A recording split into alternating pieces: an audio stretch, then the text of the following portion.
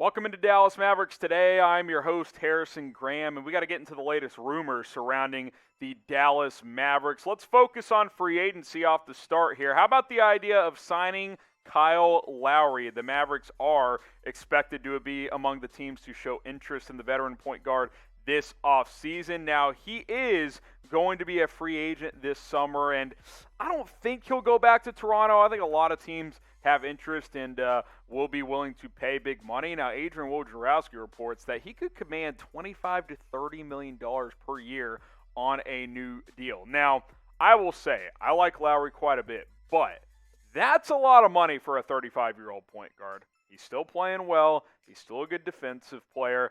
I get all of that. That being said, I mean, are you going to give Kyle Lowry like 3 years, $90 million? That's a lot of money for a guy who's getting up there in age, in my opinion. So it'll be very interesting to see if he actually ends up getting really top money this offseason. So what do you think? Be Nico Harrison for me. Would you pay Lowry $25+ million per year? If you could get like 2 years, $50 million on a 2-year deal, yeah, I would do that. But if it's 3 years or more, that's quite a bit. We'll make this the pinned comment on today's video. So type Y for yes, type in for no. During the YouTube ad break, scroll on down, answer this question, scroll back up. The video will be up and playing. Now, Kyle Lowry had a really good season last year as he had 17.2 points per game, 7 assists, shot the ball well from the field as well, 39% from three. He's still a really, really good player. I don't think there's any doubt about that. That being said, 35 years old, I don't know, 25, 30 million, that'll be very interesting to see what his market is. Now, these are the teams that have been linked to Kyle Lowry: the Mavericks, the Lakers, the Heat, the Pelicans, and the Sixers. Those have kind of been the 5 teams that have been brought up the most in the early parts of the offseason here. Obviously, we got the draft on Thursday, and then free agency gets going in the month of August as well. But Kyle Lowry's a guy who's a veteran. He's got championship pedigree. He spaces the floor, and he doesn't have to be the primary ball handler to be effective. So Luka Doncic can still be the primary point guard in Dallas. You just want a guy that can run the offense at times, right? Because Luka's usage rate has been so high the past couple of years running the show, especially in the playoffs. You need a secondary player next to him. And a guy like Kyle Lowry could certainly fill that role for the Dallas Mavericks. I'll be very interested to see where he ends up. Name a player you would like to see the Mavs sign this offseason. Let us know down in the comments section. Maybe it's Kyle Lowry. Maybe it's a guy like DeMar DeRozan, Kawhi, obviously. Let us know, who do you want to see the Mavs sign this offseason? Now, the NBA draft is on Thursday night, and the Mavericks don't have a pick, but hey, if you love the NBA draft, join us on our main Chat Sports YouTube channel. It's youtube.com/chatsportstv. We'll be live at 7 o'clock Eastern. The draft starts at 8 o'clock Eastern. Hey, the Mavs are creative with trades. Maybe they'll trade into the draft. Maybe they'll trade a player to get draft picks. We'll wait and see, and if not, just join us for the fun. It's a good time. Myself, Chase Sr., the rest of the Chat Sports team will be looking forward to seeing you on Thursday night at 7 o'clock Eastern on Chat Sports. Let's talk Tim Hardaway now here on Dallas Mavericks Today by Chat Sports. Shams Charania reports that re-signing THJ is one of the Mavs' top priorities. Hey, guy's played really well, right? Since he got traded as a part of the Kristaps Porzingis trade, he's been a really big contributor. Now, he's not a number 2, but he's played a big role. There's no doubt about that, and he can continue to play a big role, but I think that's the dilemma teams run into. Now, I believe that Dallas should re-sign Tim Hardaway Jr. Good shooter. He's been I won't say just a huge culture guy, but he's fit in really well. Luka likes him quite a bit, and he's played at a very, very high level. This past year, he averaged 16 points per game and shot 39% from three. That's a big role. Now, the dilemma teams run into are guys like Tim Hardaway that could make a lot of money, $20, $18 million per year. Do you pay that for number 3, number 4 types?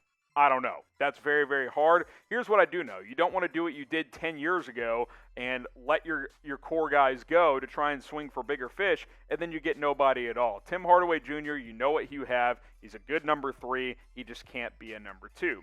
So that makes me ask this question. How much is Tim Hardaway Jr. worth per season? 15 million? 18? 20? I think he's going to get a lot with how he's played the past couple of years. How much would you pay per year for Tim Hardaway Jr.? I think he could get $20 million per year. I hope that's not the case. I hope he likes Dallas enough to maybe say, okay, I'll take 16, 17. 3 years, $50 million. That's about $17 million per year. He might be like, nope, I want 3 years and $70 million. I don't think he'll get that much, but he's going to have suitors in free agency because he's a combo guard that can shoot and score and plays decent enough defense as well. He's going to command a lot of money, but he likes Dallas. He's mentioned he wants to stay in Dallas. Maybe he takes a couple million less per year to stay with the Dallas Mavericks, and hopefully that is the case because I think he's fit in pretty well. Dallas obviously has to upgrade its roster, so you can't just be like, all right, Tim, we'll give you $25 million per year. Like that's just not going to work for either party involved. So I think if you can, compromise, can you get him at 18? I think that's kind of the number I'm thinking of when it comes to Tim Hardaway. He plays well with Luka. He's good on this team. He's been a good culture fit as well. It'll just come down to what other teams are willing to pay. He's in his late 20s, but that's still pretty young in today's NBA. Luckily, the cap is not skyrocketing due to the whole COVID-19 situation. Cap's going down or staying the same. So maybe, just maybe, you get a bit of a hometown discount for Tim Hardaway Jr. Make sure you guys subscribe to Dallas Mavericks Today. We'll continue to have you guys covered throughout the offseason here at youtube.com/MavsTV. We've got the latest Mavs news, rumors, free agency coverage, trade buzz, and a whole lot more. Subscribe and join us every single day, just about. Bradley Beal trade rumors continue to circulate. Let's talk about it here on today's show. He is reportedly weighing whether or not to request a trade, and this is a fluctuating situation because really he's got to make a decision before Thursday night because Washington needs to know, okay, do we need to trade Bradley Beal and Russell Westbrook? And Beal's obviously the focus here because they would like to know that before the draft so they could try and get some draft capital for said draft. That would be very helpful for them. He's been pretty loyal to Washington, but to me, I think it's time. I think it's time for Bradley Beal to ask out of Washington. He's tried to make it work. He tried with John Wall. They had a couple of decent teams several years ago. Wall obviously had some injuries. The Achilles killed him. He obviously moved on this past year. They brought in Russell Westbrook. They went on an okay run to at least make the playoffs, but you're not winning a title with Bradley Beal and Russell Westbrook and a bunch of, just okay role players. They need a lot more, and they don't really have cap space to get a lot more, so he should ask out of Washington. Bradley Beal is in the prime of his career at 28 years old. He was second in the NBA in scoring last year at just under 31 points per game. He can absolutely fill up the stat sheet as a scorer, and he can dish out assists as well. Plays okay defense. He's a much better shooter than that three-point percentage would suggest. I believe that Bradley Beal will have tons of suitors, and I think the Wizards could get a lot for him in a trade, so I think it makes sense for both sides. So what do you guys think? Should Bradley Beal request a trade? Type Y for yes, type N for no. Get your votes in down in the comment section. Should the Wizards superstar ask out? Y for yes or N for no?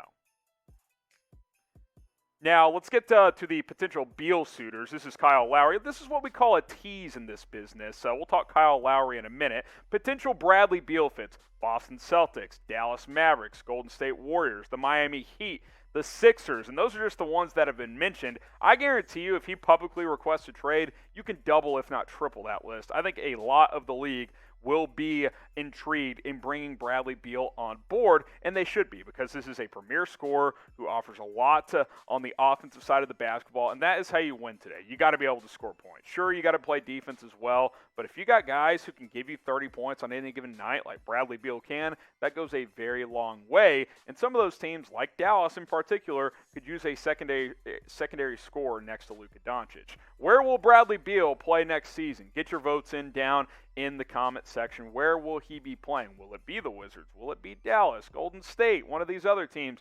What do you guys think? Go ahead and let me know right now.